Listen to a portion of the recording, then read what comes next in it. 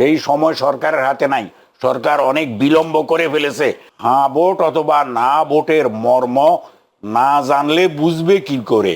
18 কোটি বা 20 কোটি মানুষের মধ্যে যে 12 কোটি 67 লক্ষ প্লাস ভোটার আছেন, তাদের কাছে ব্যক্তিগতভাবে পৌঁছতে হবে, এবং এই পৌঁছানো অসম্ভব কিছু নয়।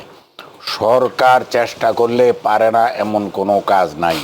সরকার যদি এতে রাজনৈতিক নেতৃবৃন্দকে, অর্থাৎ তৃণমূলের পর্যন্ত রাজনৈতিক নেতৃবৃন্দকে সম্পৃক্ত করেন, সকল ধরনের গণমাধ্যমের কর্মীবৃন্দকে সম্পৃক্ত করেন, সকল রাষ্ট্রীয় কর্মকর্তা কর্মচারী, ইউনিয়ন পর্যায়েও কর্মকর্তা কর্মচারী আছেন। উদাহরণ হিসাবে আমি বলতে পারি, কৃষি বিভাগের একজন ব্লক সুপারভাইজার থাকেন, এরপরে পরিবার পরিকল্পনার একজন সহকারী থাকেন, প্রাথমিক বিদ্যালয়ের অসংখ্য শিক্ষক আছেন, এরপরে হাই স্কুলের শিক্ষক, কলেজের শিক্ষক, বিশ্ববিদ্যালয়ের শিক্ষক, মক্তবের শিক্ষক, মাদ্রাসার শিক্ষক, এরপরে বিভিন্ন শ্রেণী পেশার মানুষ আছেন।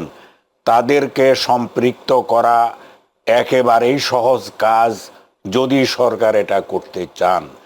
আর যদি সরকার বলছেন কেন, যদি বলছেন কেন, এখনো দেখছি না এটা করছেন বলে, সময় নেই হাতে। এই জন্য বলছি, এদেরকে সম্পৃক্ত করতেও তো যে সময় লাগবে, সেই সময় সরকারের হাতে নাই। সরকার অনেক বিলম্ব করে ফেলেছে। আমি দুঃখের সঙ্গে বলছি, অনেক বিলম্ব হয়েছে। এই উদ্যোগটা সরকারের আরো 1 মাস আগে নিয়ে সকলকে সম্পৃক্ত করা উচিত ছিল, তারপরে তার ভোটের ট্রেন ছাড়া উচিত ছিল। এজন্য সমালোচনাও করছি, কিন্তু দেরি হলেও এখনো সময় আছে, এখনো সম্পৃক্ত করা যায়। মানুষ হ্যাঁ ভোট অথবা না ভোটের মর্ম না জানলে বুঝবে কি করে? মানুষকে এটি বোঝাতে হবে, আর বোঝানোর জন্য তার কাছে যেতে হবে, যে গিয়ে তার কাছে এটা বলতে হবে। এটা এই ট্রেন দিয়ে, গাড়ি দিয়ে এইগুলি রাস্তা রাস্তায় ঘুরবে, আশেপাশে যারা তারা দেখবে,